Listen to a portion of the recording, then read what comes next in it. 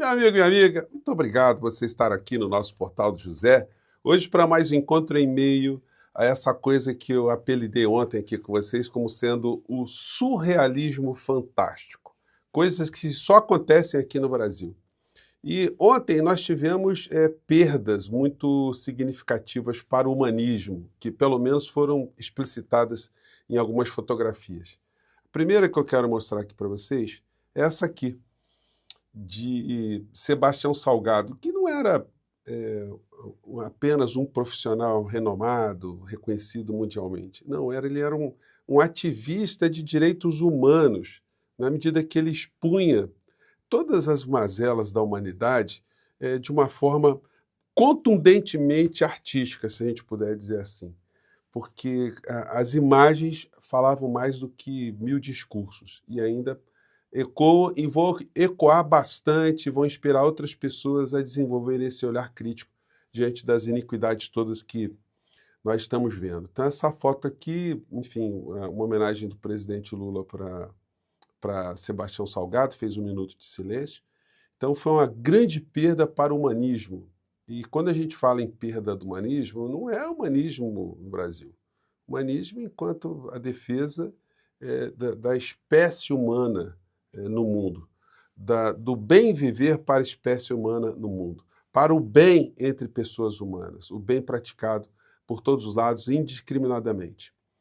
E a outra perda humana é de um ex-humanista, né, do senhor Aldo Rebelo, porque quando ele cola com a figura de um inumano e começa a defender pautas dos inumanos, aí realmente foi uma perda para o humanismo, aquele que em outros tempos defendia bandeiras de igualdade, bandeiras de democracia, bandeiras de respeito ao ser humano de uma forma profunda e, de repente, cola com os antagonistas desses valores. Então, são perdas, né, para a gente analisar dentro desse surrealismo. E ontem eu comentei com vocês também sobre essa coluna de Ricardo Corrêa do Estadão. Depoimentos indicam que prisão de Bolsonaro virá rapidamente e parte da direita até torce por isso. Bom, ele parece que até profetizou, porque aconteceu algo na sequência que eu vou comentar aqui com vocês. A figura do inelegível está sendo tratada já como lixão.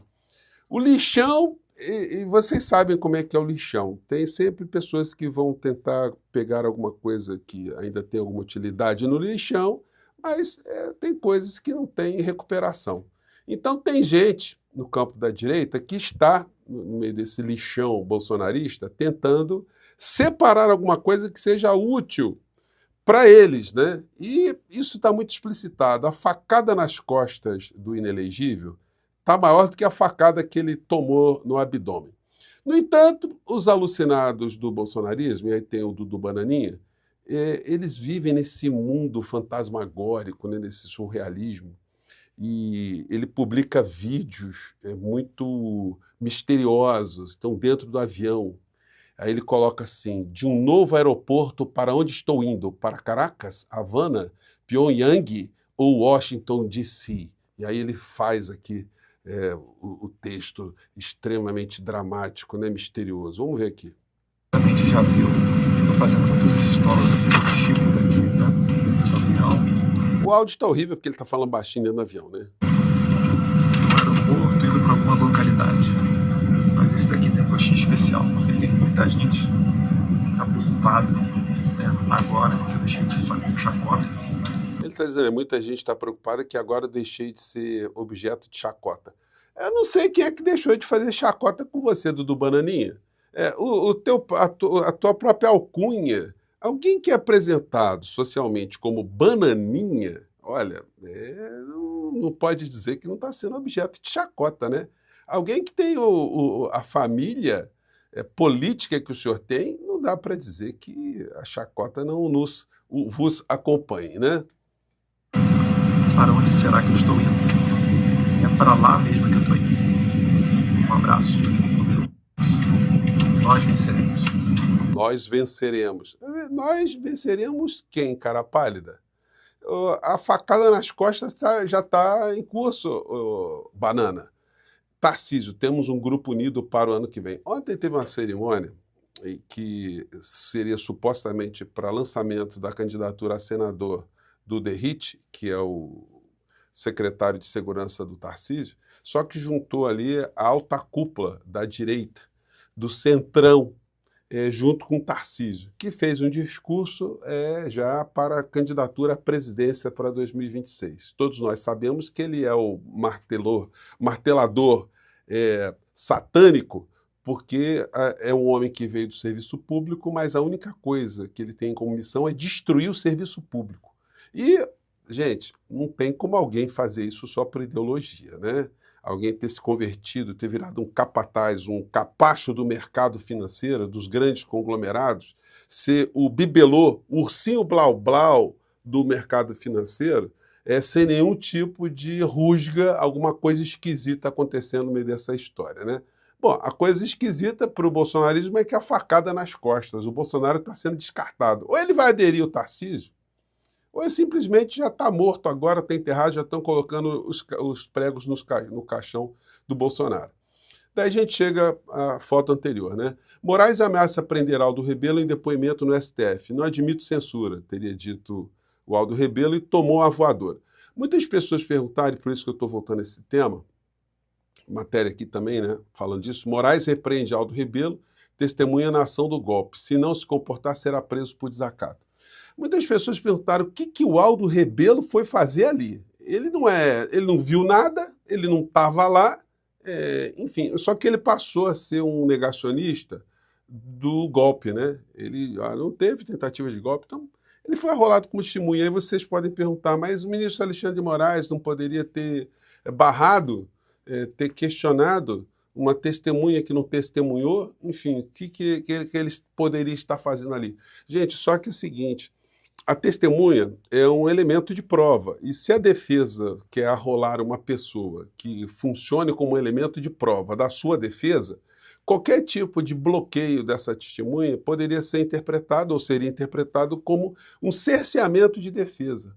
Ao cerceamento do direito constitucional, a ampla defesa. Em função disso, não se pôde fazer absolutamente nada em relação à testemunha que é arrolada. Mas foi a testemunha que foi fazer proselitismo, foi fazer lacração, foi produzir material para a extrema-direita. Daí vocês percebam que a atitude do Supremo Tribunal Federal de não deixar que as sessões fossem transmitidas teve um fundamento, teve uma lógica, porque vocês imaginem isso tudo sendo exposto, o circo que seria provocado por essa extrema-direita. A contaminação seria muito grande. Então, se deixou para revelar todas essas cenas, que nós assistiremos certamente, depois que todas as testemunhas forem ouvidas e a história for fechada, né? Côtio, Bolsonaro em livraria faz Aldo entrar para a história. E o Aldo abraçado com o Bolsonaro na livraria. E aí que acontece aquilo que eu cravei aqui com vocês, que a extrema-direita iria explorar, que o Aldo Rebelo foi cerceado, e aquele chororô, aquele mimimi total. Não teve cerceamento nenhum. A pergunta objetiva que é feita dentro de um julgamento é para ser respondida. Se o Aldo Rebelo quer fazer algum tipo de proselitismo, ele pode fazer fora. Dentro da sala de audiência, ele está ali para prestar um serviço à justiça, para, obrigatoriamente, como a testemunha é obrigada a fazer, dizer a verdade, esclarecer fatos. Se ele estava ali e quis fazer presepada, ensinou que o ministro Alexandre de Moraes é um censor, tomou a voadora e poderia sair preso dali. Ele sentiu, né, e recolheu. Só que hoje o Bolsonaro publicou, né? Moraes ameaça prender Aldo Rebelo por desacato em depoimento. Por que o Bolsonaro está fazendo isso, gente? Por uma questão que eu tenho advertido aqui para vocês desde o comecinho. Toda a estratégia de desmoralizar o Supremo Tribunal Federal é para facilitar uma fuga, para legitimar uma fuga, para ninguém achar que o Bolsonaro é covarde no campo da extrema-direita. Todos nós sabemos que ele é um covarde e que ele vai tentar fugir de qualquer maneira. E esse tipo de corrosão que ele vai jogando o tempo todo junto com o bolsonarismo contra o Supremo Tribunal Federal é para justificar uma fuga que está sendo perseguida, que nem o Dudu Bananinha está fazendo agora. A calhordice não tem limite no meio dessa gente. Bom, Gonei, delegado da Polícia Federal, também entrou na mira de sanção dos Estados Unidos. Isso é muito importante para nos dar noção do que está acontecendo lá e como é que essa gente extremista daqui, como é que eles estão conectados com o que de pior está acontecendo nos Estados Unidos. Sonho destroçado, brasileiros em Harvard temem futuro nos Estados Unidos. Gente, um país está tendo perseguição. a diferentes, a minorias, a estrangeiros. Gente, um negócio absurdo. O habeas corpus foi suprimido nos Estados Unidos. Não sei como é que isso não virou um escândalo internacional. Como é que isso não está sendo colocado por todos os lados. Isso é um retrocesso civilizatório de 1000 anos, no mínimo, né? Enfim, Suprema Corte dos Estados Unidos decide que Trump tem imunidade presidencial limitada. Olha o que aconteceu, isso aí foi em julho de 2024. A Suprema Corte dos Estados Unidos, que é presidida por John Roberts, que é um republicano de super extrema direita, ele, junto com mais outros 5 magistrados, lá nos Estados Unidos, a Suprema Corte tem 9 ministros, é número ímpar, óbvio. E o Trump foi considerado inimputável por 6-3 por qualquer crime que ele cometa no exercício da função presidencial. Se ele cometer um crime que não tem nada a ver com o exercício da presidência da República, ele poderia responder. Mas tudo aquilo que tiver dentro da presidência, ele pode fazer que ele tenha imunidade completa, inclusive aqueles crimes que foram cometidos durante o mandato anterior. Então, por isso que ele está fazendo qualquer coisa que ele não tem nenhum tipo de medo. Ele virou um ditador, virou um déspota total. E aí o seguinte, quando houve a votação, uma das magistradas, que é essa doutora Sônia Sotomayor, essa aqui, ela fez uma advertência que está valendo agora, né? Deixa eu colocar aqui mais para baixo, onde é que está a frase dela aqui. Bom, está aqui, oi, cadê? Opa, só um minutinho. Vamos ver aqui, só um minuto, gente. Às vezes a gente perde aqui, né? Bom, deixa eu ver aqui. Aqui. Estrago já foi feito, diz juíza Sônia Sotomayor. A juíza Sônia Sotomayor, escrevendo em nome de outros 2 juízes liberais, disse que, na discordância da decisão do tribunal, zomba do princípio fundamental para a nossa Constituição e sistema de governo, de que nenhum homem está acima da lei. Abre aspas para ela. Quando ele usar seus poderes oficiais de qualquer forma, segundo o raciocínio da maioria, lá do STF deles, né, dos Estados Unidos, ele agora estará isento de processo criminal.